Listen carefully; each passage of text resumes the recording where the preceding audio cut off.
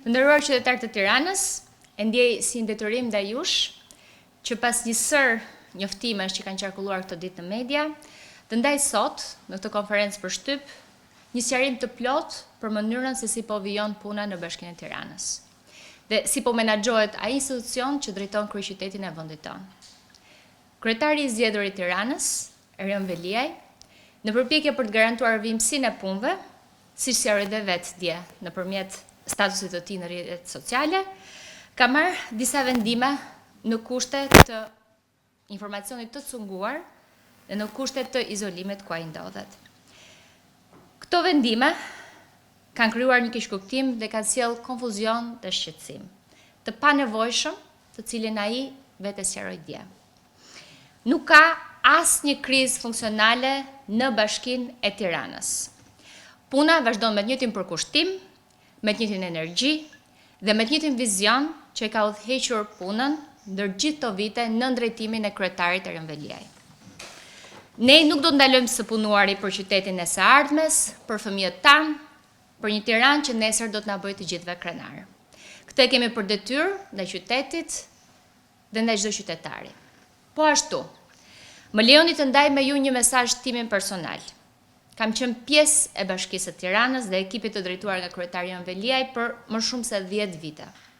Kam punuar çdo ditë për krahati, duke sakrifikuar kohën, familjen, fëmijët për të shërbyer qytetit. Për ne, të gjithë, Bashkia e Tiranës ka qenë shumë më shumë se sa thjesht një punë. Ka qenë një mision i përbashkët dhe nuk ka asnjë mas sigurie, asnjë artikull mediatik që të zbe respektin dhe besimin që kemi ndërtuar me njëri tjetrin. Unë besoj shumë fort se mënyra më e mirë për të nderuar punën dhe përkushtimin e Erion Veliajt është që Bashkia të vijojë të kryej më së miri punën për qytetarët dhe të jetë në shërbim të tyre. Në fund, historia do të kujtojë punën dhe jo fjalën, do të kujtojë veprat dhe jo thashethemet. Gjithashtu, dua të shpreh mirënjohjen time për kryeministrin zotin Edi Rama, i cili në këto ditë të vështira nuk i është gjendur pranë vetëm stafit dhe skuadrës së Tiranës, por edhe të gjithë kryeqytetit. Dhe në përfundim, për çdo qytetar që kërkon informacion apo ka probleme me Bashkinë, të gjitha kanalet tona të komunikimit janë të hapura. Zyra jon me qytetarët vazhdon të jetë e hapur me gjithë sportelet e saj, numri i gjelbër është funksional 0800 088, gjithashtu edhe adresat online info@bashkia.al. Do të marr disa pyetje nëse doni edhe do të vijoj me punën. Po. Alketa Shaba, televizioni Propos. Zëra Sami, me vendimin tuaj është shkaktuar nga detyra zonja Sara Goçaj dhe zoti Alban Dokushi.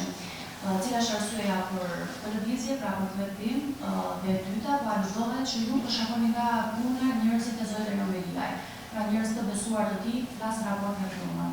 Sa i vërtetë është kjo? Unë drejtoj një institucion. Institucioni udhëhiqet mbi bazë të rregulloreve, mbi bazë të legjislacionit dhe unë mbaj përgjegjësi për këto. Kështu që çdo lëvizje apo qarkullim stafi bëhet mbi bazë të këtyre dy parimeve. Unë e gazetare nga Luciana, ndoshta për përsëritur pyetjen e kolegës, a ka një motivacion për shkarkimin dhe detyrat të zonjës Goçaj dhe zotit Dokushi? Dhe pyetja tjetër është nëse a ka për ju një urdhër nga kryetari Veliaj për rimarrjen e detyrës tuaj si kryetari deleguar? Patjetër, kryetari dje e deklaruar. Ardhur le themi urdhri nga Veliaj për ridelegimin e detyrës tuaj. Kryetari dje ju a njoftoi vetë nëpërmjet kanaleve të veta anullimin e urdhrit të parë. Të gjitha këto janë në protokoll, kështu që ka data të sakta, por dhe pyetja e parë mendoj që ju përgjigje. Po, tjetër? Rregull? Faleminderit, punë të mbarë.